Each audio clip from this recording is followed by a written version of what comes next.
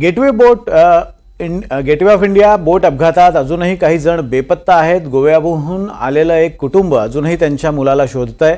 मुंबई फिरण्यासाठी आलेल्या या कुटुंबाची सहज म्हणून बोटीतून फिरण्याची इच्छा झाली आणि नंतर या कुटुंबाचं होत्याचं नव्हतं झालं।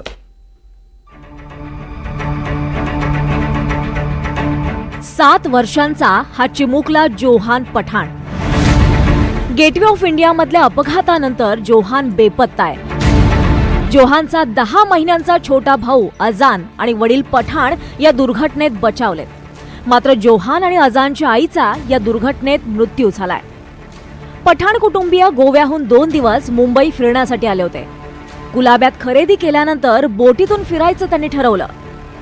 मोहम्मद पठाण, त्यांची पत्नी शफीना पठाण, मोठा मुलगा जोहान, धाकटा मुलगा अजान आणि त्यांची मेवणी सोनाली गावंडर असे 5 जण बोटीत बसले होते आणि त्याच वेळी नेव्हीच्या बोटीचा नीलकमल बोटीला धक्का लागला।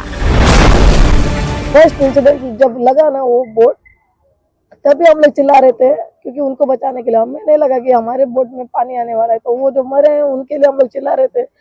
लगभग पकड़ो आधा घंटा हो गया था, आधा घंटा। और जब बोट सिंक हुआ उसके बाद 15 मिनट के बाद आए, सब आए 15-20 मिनट के बाद आए, खड़े हैं रस्सी पे गए, लेकिन क्या वो जो नीचे गए वो तो उनको कौन बचाएगा। हम लोग जो लाइफ जैकेट पहन के वो लोग बच गए। मोहम्मद पठाण आणि सोनाली यांनी लाईफ जॅकेट घातलं असल्यानं ते बचावले। 10 महिन्यांचा अजान त्याच्या वडिलांच्या हातात होता। एका जर्मन नागरिकानं जोहानला त्याच्या वडिलांच्या हातातून घेऊन वाचवलं। अपघात झाला त्यावेळी लाईफ जॅकेटसाठी एकच धावपळ झाली। लाईफ जॅकेट घेण्यासाठी मोहम्मद यांची पत्नी शफीना आणि मुलगा जोहान बोटीच्या खालच्या भागात गेले। दोघांनाही लाईफ जॅकेट मिळाले नाहीत। दोघेही बोटीच्या वरच्या भागात जाऊ लागले आणि तेवढ्यात बोट बुडाली। बोटीबरोबर आई आणि मुलगा दोघेही बुडाले। ये मुझे दिखे नहीं, ये दोनों लाइफ जैकेट लेने के लिए नीचे गए।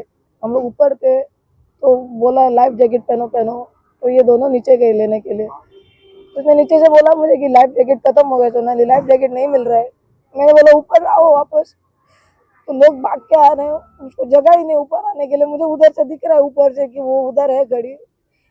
मैंने बोला आ जाओ ऊपर, और मैं मुड़ी।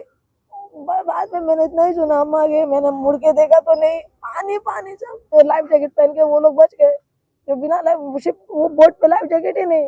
शायद मेरे 50 लोगों ने पहना होगा लाइफ जैकेट। जो जिन लोगों ने पहना है वो फ्लोट कर रहे हैं, ऊपर बैठे हैं। जिनके पास नहीं है वो ऊपर ही नहीं आए। मेरे बहन है उसमें भी ऊपर ही नहीं आए। मेरे हाथ में चप्पल आया बाद में, उसके वो चप्पल मिला मुझे। गेटवे ऑफ इंडिया बोट दुर्घटनेत बदलापूरच्या मंगेश केळशीकरांचाही मृत्यू झालाय। मंगेश नेव्हीमध्ये मेकॅनिकल इंजिनियर होते। नेव्हीच्या ज्या स्पीड बोटचं टेस्टिंग सुरू होतं त्या बोटीमध्ये मंगेश होते। बोट धडकल्यानंतर मंगेश यांचा मृत्यू झाला। केळशीकर कुटुंबियांमध्ये मंगेश एकमेव कमावता आधार होता। त्यांच्या पश्चात आई आणि 4 वर्षांचा मुलगा, तर त्यांची पत्नी ही गर्भवती आहे। म्हणजे खूप शॉकिंग आहे आमच्यासाठी। आणि आम्ही कसं आमचं नेहमीचं उठणं बसणं आहे आणि त्यांना आम्ही एका हाकेवर त्यांना कधीही हाक मारली ना, मंगेश भाऊ हे आम्हाला ही मदत हवी आहे किंवा हा प्रोग्राम आपल्याला करायचा आहे, तर ते कधीही आम्हाला त्यांनी नाही ही गोष्ट कधीच बोलले नाही। ते खूप चांगले होते। त्यांची वाईफ पण खूप चांगली आहे आणि तो छोटा मुलगा त्याच्याकडे तर आम्हाला बघवतसुद्धा नाही आहे। आणि प्लीज जी काही मदत होईल ना सगळ्यांकडून, आमचं सगळ्यांचं तुम्हाला आव्हान आहे, प्लीज त्यांना काही मदत करा तुम्ही।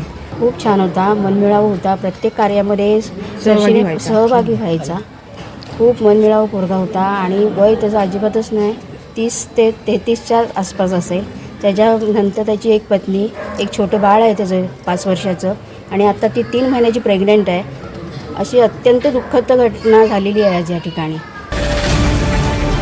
बोटीमध्ये जितके प्रवासी तितकी लाईफ जॅकेट्स असायलाच हवेत। लाईफ जॅकेट्स असती तर हे सगळे जीव वाचले असते। यापुढे तरी खबरदारी घेतली जाईल अशी अपेक्षा आहे। बदलापूरहून निनाद करमरकरसह विनय म्हात्रे, NDTV मराठी, नवी मुंबई।